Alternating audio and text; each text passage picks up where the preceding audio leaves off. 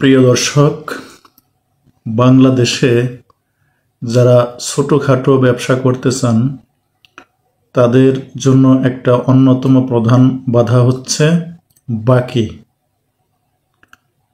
যদি আপনার পরিচিত কেউ ছোটখাটো ব্যবসা করে থাকে, আপনি তার সাথে একটু কথা বললেই বিষয়টি বুঝতে পারবেন।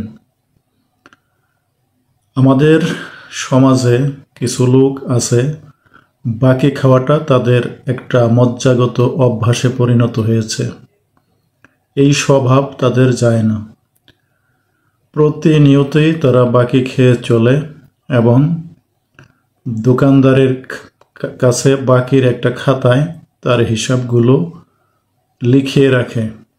কিন্তু আশ্চর্যের বিষয় হচ্ছে, দিনে দিনে তার এই বাকির খাতায় অঙ্কটা দিনে দিনে বড়ই হতে থাকে, কিন্তু সে সেই টাকাগুলো পরিশোধ করার কথা কখনো চিন্তাও করে না।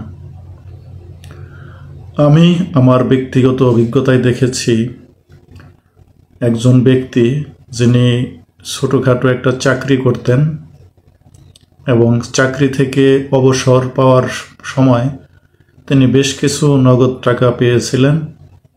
পরিমাণের দিক দিয়ে সেটা আহামরি কোনো টাকা নয়, তারপরেও এককালীন সেই টাকাগুলো পেয়ে তিনি সিদ্ধান্ত নিলেন যে টাকাগুলো এমনিতে ফেলে রাখলে হয়তো খরচ হয়ে যাবে, তার চেয়ে তিনি একটা মুদির দোকান দিবেন। যেই ভাবা সেই কাজ, তিনি একটি মুদির দোকান দিলেন এবং দোকান দেওয়ার পরেই তিনি অবাক হয়ে লক্ষ্য করলেন, নগদ টাকায় কেনার মানুষের চেয়ে বাকির টাকায় কেনার মানুষ খুব বেশি। অনেক ভেবেচিন্তে তিনি দোকানে একটি নোটিশ লিখে ঝুলিয়ে দিলেন, আজ নগদ কাল বাকি। এবং এরপর তিনি আরও দুই একটা এরকম নোটিশ লিখে দিলেন, যেমন নগদ বিক্রি পেটে ভাত, বাকি বিক্রি মাথায় হাত। কিন্তু এই সমস্ত নোটিশ লিখে কোনো লাভ হলো না। এলাকার যে পরিচিত বিভিন্ন ক্রেতা ছিল তারা ক্রমাগত বাকি নিয়েই চলল। এক সময় তিনি যে অল্প কিছু টাকা চাকরির শেষে পেয়েছিলেন, সেই টাকাগুলো তিনি দেখতে লাগলেন, অবাক হয়ে দেখতে লাগলেন টাকাগুলো ধীরে ধীরে কমে যাচ্ছে। ব্যবসায় তো লাভ হচ্ছেই না, বরং মাল কেনার মতো টাকাও তার কাছে আর থাকছে না। আর যারা বাকিতে নিয়েছিলেন তারা টাকা তো দিচ্ছেনই না, তারা বরং তার দোকানের সামনে দিয়ে যাওয়ার সময় মাথা নিচু করে চলে যাচ্ছেন। মোটা দাগে বিষয়টা এইরকমই। এটা যে শুধু কোনো একটি নির্দিষ্ট এলাকার ক্ষেত্রে ঘটে সেটা না, পুরা বাংলাদেশেরই এটা ছোট ব্যবসায়ীদের একটি অত্যন্ত সাধারণ অভিজ্ঞতা। এখন প্রশ্ন হচ্ছে, এই বাকি দেওয়া থেকে কি দোকানদাররা পরিত্রাণ পাবে না? সেটা মনে হয় খুব সহসাই বাংলাদেশে হচ্ছে না, কেননা এটা মানুষের একটা অভ্যাসে পরিণত হয়েছে। ব্যাপারটা একটু ভেবে দেখলেই চলে যে আপনার যে পরিমাণে আয় রোজগার আছে আপনি সেই অনুপাতেই খরচ করবেন। ইংরেজিতে একটা কথা আছে, cut your coat according to your cloth, অর্থাৎ আয় বুঝিয়া ব্যয় করো। আমার নিজের মাসিক আয় যদি 10,000 টাকা থাকে, তাহলে আমি আমার সংসার চালানোর জন্য ওই 10,000 টাকার মধ্যেই একটা বাজেট তৈরি করব এবং নগদ টাকায় জিনিসপত্র ক্রয় করব। আমার বাজেটের বাইরে আমি কোনো কিছু কিনব না। সেটা যেহেতু আমার সামর্থ্যে নেই, সেটা হবে আমার জন্য বিলাসিতা, এবং প্রত্যেকটা মানুষেরই সেটা করা উচিত।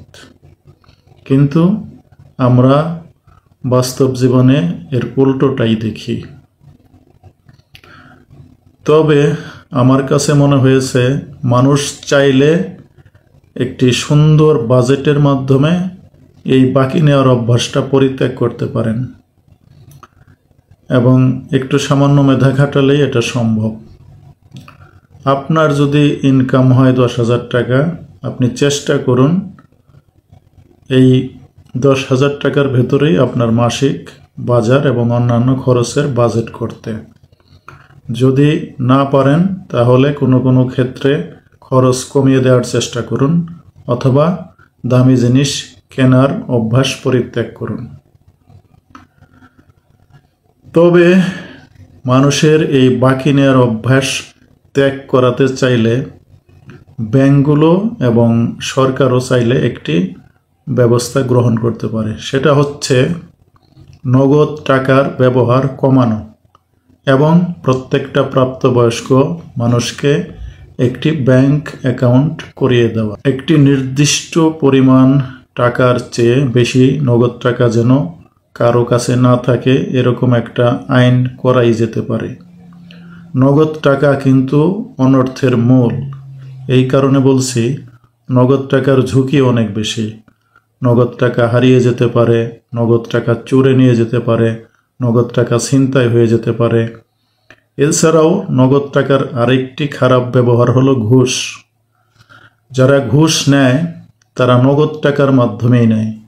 তবে আজকাল ঘুষখোরেরা বিকাশ ও নগদ এই জাতীয় মাধ্যমগুলিকেও ব্যবহার করে। তাই নগদ টাকার ব্যবহার যদি সীমিত করা হয় এবং একটি নির্দিষ্ট অঙ্কের টাকার বেশি নগদ টাকা বাসাবাড়িতে রাখার অনুমতি না দেওয়া হয়, সেই ক্ষেত্রে বাংলাদেশের প্রাপ্তবয়স্ক মানুষগুলো অবশ্যই একটি ব্যাংক অ্যাকাউন্ট করবে। এবং ব্যাংকগুলি যদি একটি সহজ উপায়ে কম খরচে এটিএম কার্ডের ব্যবস্থা করে, অনলাইনে টাকা পয়সা লেনদেনের ব্যবস্থা করে, তাহলে নগদ টাকার ব্যবহার এমনিতেই কমে যাবে। এবং ঘুষখোররা যদি ব্যাংকের মাধ্যমে ঘুষ খেতে চায় তাহলে সেই ঘুষখোর অটোমেটিক্যালি ধরা পড়ে যাবে।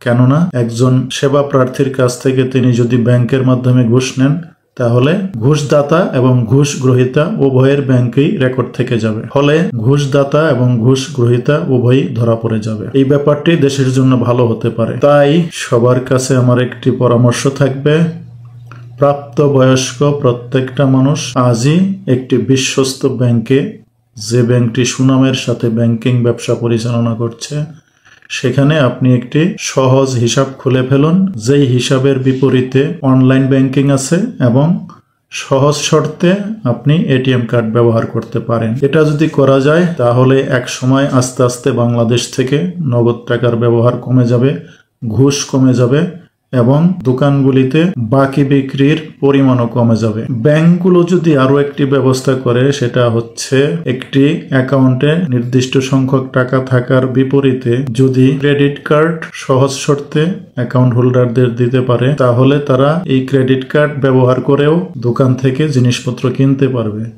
ফলে দোকানদাররা এখন যে চিরবাকির খাতার সমস্যায় ভোগেন, সেই চিরবাকির খাতার সমস্যা থেকে দোকানদাররা পরিত্রাণ পাবেন। ফলে আমাদের দেশের ব্যবসা বাণিজ্যে গতিশীলতা বৃদ্ধি পাবে। প্রিয় দর্শক মণ্ডলী, আপনারা সবাই অনেক অনেক ভালো থাকুন। নগদ টাকার লেনদেন কমিয়ে দিন, ডিজিটাল মাধ্যমে লেনদেন করুন। সুনামের সাথে ব্যবসা পরিচালনা করছে এরকম ব্যাংকে ব্যাংক হিসাব খুলে ফেলুন। আপনারা সবাই অনেক অনেক ভালো থাকুন। সবার জন্য অনেক অনেক শুভকামনা। ধন্যবাদ।